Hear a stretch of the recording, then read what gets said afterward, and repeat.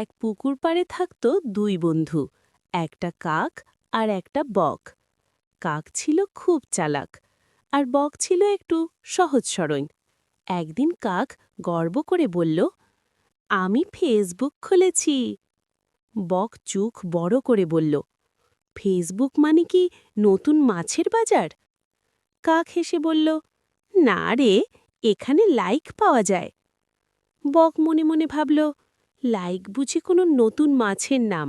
সে দৌড়ে পুকুরে লাফ দিয়ে চিৎকার করল, এই লাইক, এই লাইক, বের হয়ে আয়।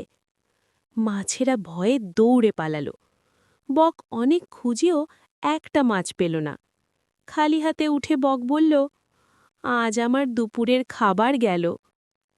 কাক হেসে গড়াগড়ি দিয়ে বলল, আরে বোকা, লাইক পানিতে থাকে না, লাইক থাকে ফোনে।